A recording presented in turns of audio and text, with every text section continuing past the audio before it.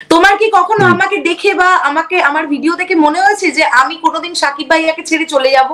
মানে এরকম নাকি প্রিভিয়াসলি হয়েছে যে সাকিব ভাইয়ার ভালো সময় তার পাশে অনেকে থাকে, সাকিব ভাইয়ার খারাপ সময় নাকি তার পাশে কেউ থাকে না? একটা মানুষ যে আজকে 24টা বছর আমাদের ফিল্ম ইন্ডাস্ট্রিকে এত কিছু দিয়ে যাচ্ছে, এরপরও না মানে এরপরও আমরা যেন সমালোচনা করেই যাই, মানুষটাকে একটু ভালো করার উৎসাহটা আমরা দিই না।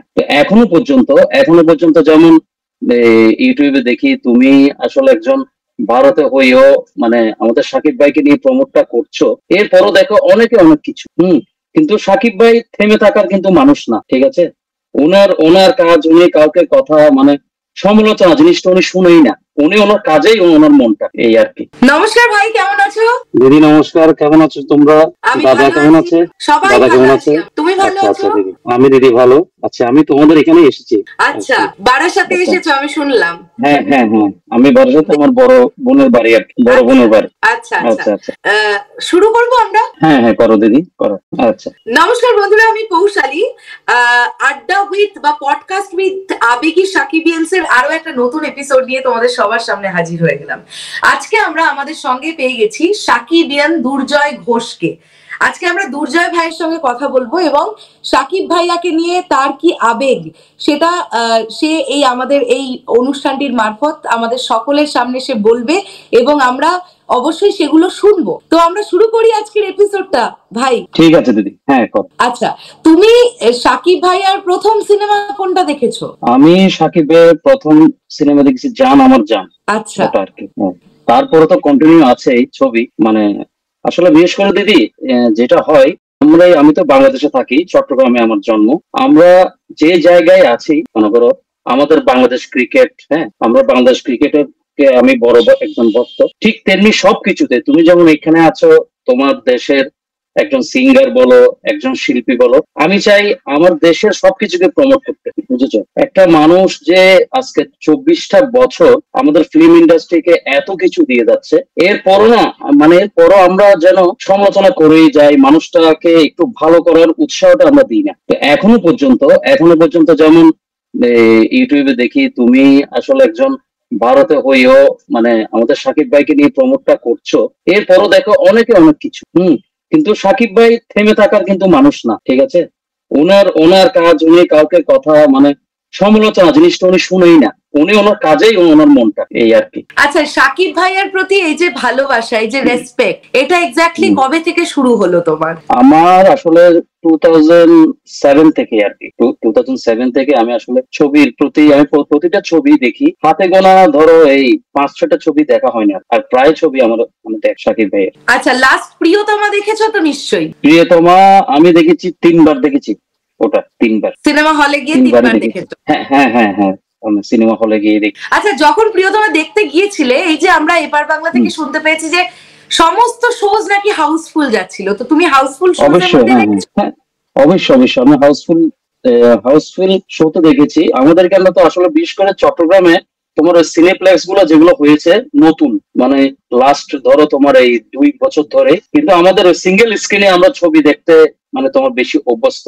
হইচই চারিদিকে, এই যে সাকিব ভাইয়ের এন্ট্রিটা হচ্ছে, হ্যাঁ। কিন্তু এবার আমি সিঙ্গেল স্ক্রিনে দেখেছি, তোমার 2বার দেখেছি, দুবারে তোমার হাউসফুল। আমাদের এখানে চট্টগ্রামে একটা তোমার সিনেপ্লেক্স আছে, বালি আর্কেড বলো ওটা, মানে ওখানে দেখেছি। আসলে কি বলবো দিদি, আসলে দিদি কি বলবো, তোমার লাস্ট যে তোমার 45 মিনিট, হ্যাঁ, যে আমাদের ছবির আসলে এমন ভাবে হিমেল ভাই ছবিটা আসলে মানে বানিয়েছে, একটা মানে নতুন যারা প্রেমে পড়েছি আমরা বা প্রেমে পড়ছে, ওদের কনসেপ্ট গুলো বুঝেছো?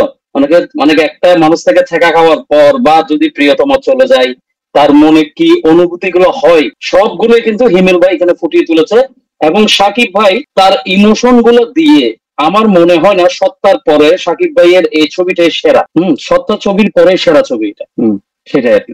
গতকাল চ্যানেল আই এর তরফ থেকে একটা ইন্টারভিউ বেরিয়েছিল, সেখানে ওই আর্টিকেলটা পড়ে দেখলাম যে কিশোরগঞ্জ, তারপর চট্টগ্রাম, এই জায়গাগুলো, এই স্টেট গুলো তোমাদের ওখানে ডিভিশন বলা হয়, তাই তো? এক একটা রাজ্য। তো এই ডিভিশন গুলোতে একচেটিয়া সাকিব ভাইয়া ছাড়া নাকি আর কিছু নেই, এই ব্যাপারটা চট্টগ্রামে? ওটা ঠিক। আমি আসলে দিদি আমাদের এখানে মনে করো বিভিন্ন আর্ট ফিল্মও বের হয়, আর নতুন নায়ক নায়িকা যেগুলো হয় আসলে ওদের ছবি এতই দেখে না মানুষের, আসলে দেখে না বললেই ভুল। ওরা ওই রকম করে তোমার ওই ছবিটা করতেই পারে না, এই অভিনয় বলো, যেটা একটা আগ্রহ বা সাকিব ভাইয়ের যে একটা মনস্থির ব্যাপার, ওই রকম করে এখনো হয়তো ওরা করে উঠতে পারেনি, তবে আশা করি উঠবে, বুঝছো। তবে সাকিব ভাইয়ের ওই নামেই বইটা চলে, নামেই বইটা চলে। বইটা কি ভেতরে নায়ককে, তোমার নায়িকাকে বা ভিলেনকে ওরকম ওগুলো মানুষ দেখে না, মানে সাকিব ভাইয়ের প্রতি ওই তোমার আগ্রহটা বেশি এখানে, এই আর কি।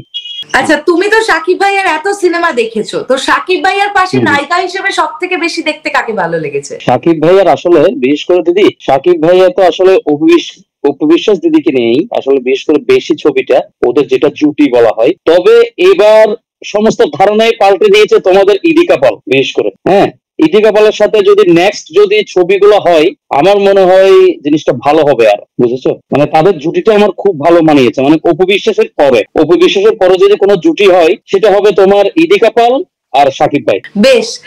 আর এই যে আমরা রিসেন্টলি এই যে দরদে দেখলাম একজন বলিউড অভিনেত্রীর সঙ্গে কাজ করলেন, রাজকুমারে একজন হলিউড অভিনেত্রীর সঙ্গে কাজ করলেন, এই বিষয়গুলো নিয়ে কি বক্তব্য থাকবে? আসলে এই দরদ হবে একটা প্যান ইন্ডিয়ান ছবি, যেটা আমাদের সাকিব ভাই আসলে এটা একটা প্রতিনিধিত্ব করছে আমাদের বাংলাদেশের হয়ে সমস্ত প্যান ইন্ডিয়ায়। এটা আমাদের জন্য একটা বড় সাফল্যের বিষয়। হ্যাঁ, ছবিটা কি হবে না হবে, কতটুকু ব্যবসা করবে, সেটার দিক থেকেও যদি তোমার আসলে এই যাবত আমাদের বাংলাদেশে তো কেউ করেনি, মানে বোম্বে গিয়ে বা প্যান ইন্ডিয়ান ছবি। তবে সাকিব ভাইয়াকে বিশেষ করে সাকিব ভাই কেন্দ্রিক ছবিটা হয়, তবে এর একটা ব্লাস্ট হবে যেটা তোমার সোনাল চৌহান, যে আগে যে মানে তোমাদের কথাই এবং মামুন ভাইয়ের কথা যেগুলো ফুটে উঠেছে, সোনাল চৌহানকে এই দরদ মুভিতে একটু নতুন ভাবে দেখা যাবে। একটা বাঙালি ঘরানার ছবি হতে যাচ্ছে, যেটা মানে বুঝছি আর কি। তোমারও আসলে তোমার এখান থেকে আমি শুনেছি, তবে সোনাল চৌহানকে ভালো ভালো মানাবে। আর রাজকুমারটা তো মনে করো কটনি কফি বিষয় তো জানি না কি করেছে, তবে আশা করি বই সবই হিট হবে।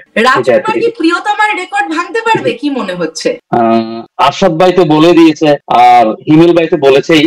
তবে কেমন জানি মনে হয় রাজকুমার তোমার একটা মানে ভিন্ন ফ্লেভার হতে যাচ্ছে আর কি, ভিন্ন ঘরানার একটা তোমার এই ছবি। তবে যেখানে তোমার পরিচালক এবং প্রযোজক যেখানে ওর ওভার কনফিডেন্স দিয়ে বলেছে, অবশ্যই বইটা একটা ব্লাস্ট হবে, ছাড়িয়ে যাবেই। আর গানগুলো তো তোমার বিশেষ করে আমাদের বাংলাদেশের এখন এই সময়কার সিঙ্গারের মধ্যে সাকিব ভাইয়ের লিপে আসলে মানে কোনাল এবং বালাম ভাইয়ের লিপে যে গানগুলো হয়েছে সব হিট। আর বালাম ভাইয়ের এত দীর্ঘ বছর পর একটা কামব্যাক মানে সাকিব ভাইয়ের ছবিতে, আশা করি রাজকুমার গানটাও হিট হবে। সেটা আমরাও সকলে খুব এক্সাইটেড, রাজকুমারের ধামাকা এক এক করে আসবে।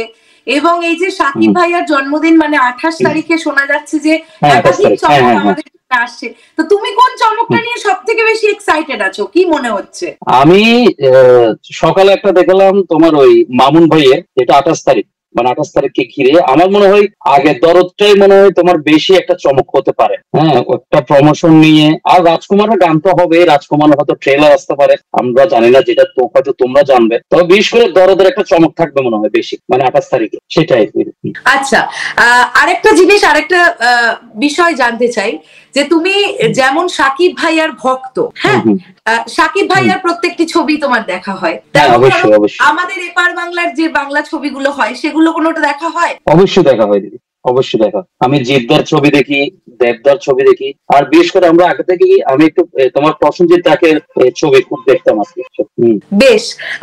তুমি সাকিবিয়ানটা ঠিক কিভাবে হয়ে উঠলে? সাকিবিয়ান হয়ে ওঠাটা কিভাবে? সাকিবিয়ান হয়ে ওঠা মানে আসলে আমরা তো সাকিব ভাইয়ের প্রতিটা, তুমি দেখো আমাদের প্রত্যেকটা মানুষের তো একটা ফ্যামিলি আছে। হ্যাঁ, তো সাকিব ভাইকে নিয়ে মনে করো যে ধরনের তোমার এই প্রবলেম গুলো হয়েছে বিগত 3 বছর বা এর আগ থেকে, এই অপবিশ্বাস এবং বুবলিকে, তবে আমাদের তোমাদের ফ্যামিলিতে যদি এরকম হয়, বা বিশেষ করে আমার ফ্যামিলিতে যদি আমি এরকম একটা জিনিস সাফারিং করি, আমার মনে হয় না আমি এত কিছু স্ট্রাগল করে ছবিগুলো ভালো করতে পারবো। হ্যাঁ, তো সাকিব ভাই যে এত মানে স্ট্রাগল করেও যে ছবিগুলো দিচ্ছে আমাদের, এত বাম্পার হিট ছবি, এত ভালো ভালো অভিনয়, সেটা সাকিব ভাইয়ের প্রশংসা না করে পারা যায়।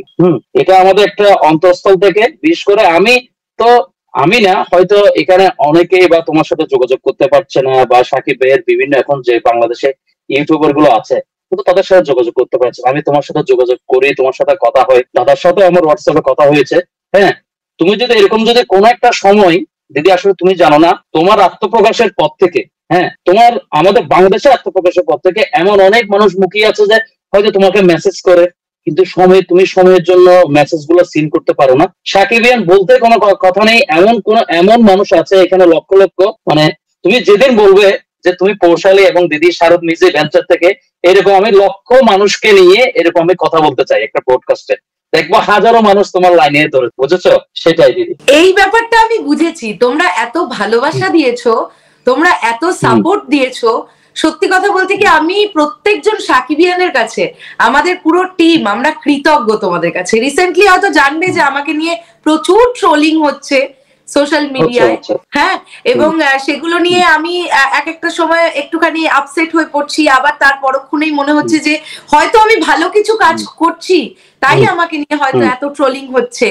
আমার হয়তো মানুষ হয়তো চিনছেন, তাই জন্যই হয়তো আমাকে নিয়ে এরকমটা হচ্ছে। তো আমি এগুলোকে সরিয়ে রাখতে চাই। না, এগুলো তুমি যদি একদম মাথায় নেবে না, তুমি আমাদের জন্য, সাকিব ভাইয়ের জন্য, বাংলা ছবির জন্য, হ্যাঁ, তোমার করা, তুমি যেটা দিচ্ছ সেটা করে যাবে। কে কি বললো সেটা তুমি কানেই দেবে না একদম। আরেকটা প্রশ্ন আমি একজন দিদি হিসেবে তোমাকে করতে চাই। আমাকে তো এই মাস দেখলে, আমি 7-8 মাস ধরে সাকিব ভাইয়াকে নিয়ে ভিডিও বানাই। তোমার কি কখনো আমাকে দেখে বা আমার ভিডিও দেখে মনে হয়েছে যে আমি কোনোদিন সাকিব ভাইয়াকে ছেড়ে চলে যাব? মানে এরকম নাকি প্রিভিয়াসলি হয়েছে যে সাকিব ভাইয়ার ভালো সময় তার পাশে অনেকে থাকে, সাকিব ভাইয়ার খারাপ সময় নাকি তার পাশে কেউ থাকে না?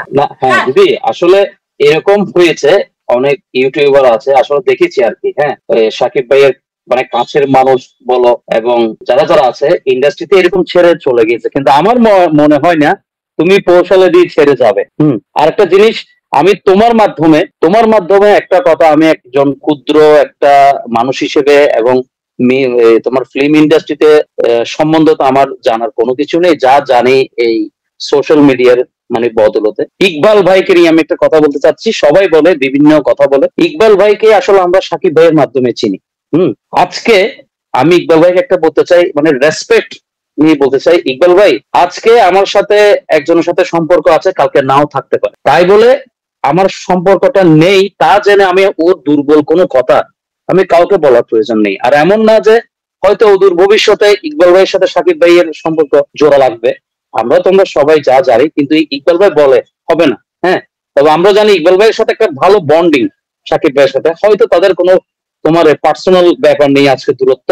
সাকিব ভাই তো বলে না, হ্যাঁ, ইকবাল ভাইকে নিয়ে তো বলে না, হ্যাঁ, ইকবাল এরকম বলছে, কিন্তু ইকবাল ভাই বলে যায়। আমার একটা ইকবাল ভাইয়ের প্রতি মানে একটা খুব ক্লোজলি তোমার রিকোয়েস্ট, ইকবাল ভাই আপনি সাকিব ভাইকে নিয়ে কোনো ইউটিউবে কোনো সাক্ষাৎকারে কোনো প্রচার না করলেই আমাদের খুব ভালো লাগবে, কারণ আমরা কিন্তু আপনাকে আসলে চিনে অভ্যস্ত হয়েছি সাকিব ভাইয়ের মাধ্যমে। হ্যাঁ, এখন আপনাকে যখন কেউ কোনো কিছু বলে, কমেন্টসে খারাপ মন্তব্য করে, খুবই খারাপ লাগে। হ্যাঁ, সাকিব ভাইকে তো, সাকিব ভাই এবং আপনি তো ছিলেন, মানে সাকিব ভাইয়ের সব দুঃখে সুখে তো আপনি ছিলেন। আমরা চাই আপনিও থাকেন। হয়তো আজকে আপনার সাথে মনোমালিন্য হয়েছে, কালকে ঠিক হবে, কিন্তু কথাগুলো যা আপনি বলছেন সেগুলো কিন্তু অন রেকর্ডে রয়ে যাবে, আমরা দেখবোই। হ্যাঁ, আমি আশা করবো আপনি একটু প্লিজ ইকবাল ভাই এগুলো বন্ধ করুন, বাংলা ছবির স্বার্থে, শুধু বাংলা ছবির স্বার্থে আপনি এই কথাগুলো বন্ধ করুন। আর আমরা চাই আপনি সাকিব ভাইয়ের সাথে এক হয়ে যান, কারণ বন্ধুত্ব থাকবেই, বন্ধুত্বকে কেউ কখনো ফেলতে পারে। সেটাই দিদি। অসংখ্য ধন্যবাদ ভাই, খুব সুন্দর করে তুমি কথা বললে, তোমার সঙ্গে কথা বললে অনেক ভালো লাগলো।